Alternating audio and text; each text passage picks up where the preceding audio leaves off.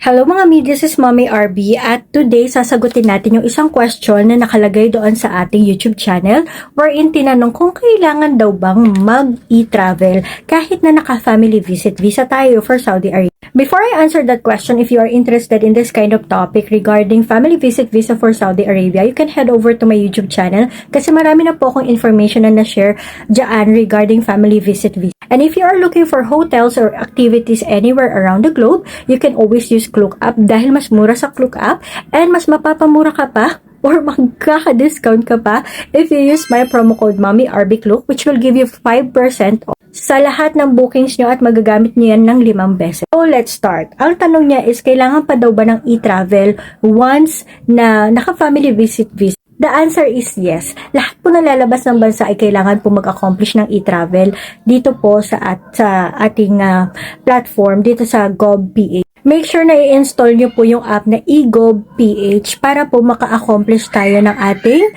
e-travel. Paalala ko lang po, no, wala pong bayad ang e-travel kasi may mga nakikita po ako mga post na na-scam sila dahil nagbayad sila ng e-travel tapos wala naman daw po silang na-receive. Yes, wala po kayo marireceive kasi those kind of things are scam po. Ibig sabihin, wala pong nangyari doon sa pag-accomplish natin ng e-travel na yon dahil na-scam kayo or maling link yung nagamit nyo. Again, you need to download this app, eGovPH. Diyan po tayo mag-accomplish ng ating e-travel. So, ito po yung itsura ng eGovPH na app. Once we downloaded it, lalagin lang tayo using our email or our phone number. Magkakaroon tayo ng code. Tapos, pag i-enter natin yung code, ito na yung makikita natin. Now, for us to get an e-travel, you click this one, travel. Then, dito po kayo mapupunta, new travel declaration. Kung napapansin nyo, no record found kahit 2 beses na kami lumabas ng bansa. It is because ang naglalagay ng aming information or nag-a-accomplish ng e-travel namin ay yung asawa ko. Kasi pwede niyang gawin yon using his eGov app, tapos add family member lang yung ginagawa niya. So kung marami kayong aalis, ganun din yung gawin nyo, new travel declaration para sa inyo, tapos yung sa family member nyo, pwedeng kayo na rin yung mag-accomplish.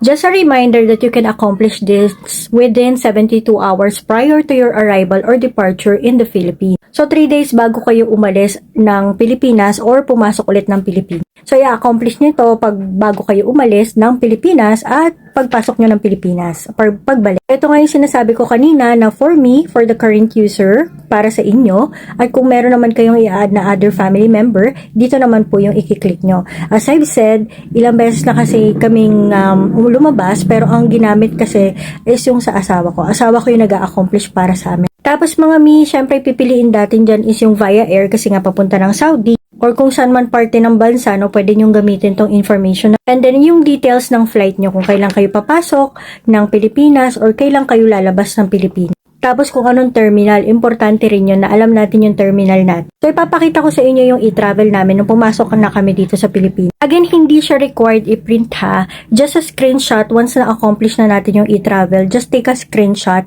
Tapos yun yung ipakita natin. Ang importante kasi doon, yung mai-scan yung QR code na nakalagay doon sa e-travel. Ang mag-i-scan ng e-travel na yon is yung custom. Kung papasok tayo dito sa Pilipinas, and then kailangan siya ng immigration kung palabas naman tayo. Well, if I'm not mistaken or if my memory serves me right ha, pero ilabas natin yung ating e-travel sa immigration pag paalis tayo. So, ito yung itsura ng aking e-travel nung papasok na kami dito sa Pilipinas. So, ayan. Medyo malaki kasi yan lang yung pwedeng ipang ano ni daddy nung ipang print niya. So, ang nakalagay dito para alam lang natin yung pangalan natin, reference number, then flight details. Arrival, kasi nga papasok na kami nun sa Pilipinas via air. January 4, which is yung araw na lumapag kami dito or lalapag kami dito from Saudi Arabia to Philippines. Ninoy Aquino Terminal 1. Tapos, anong flight number.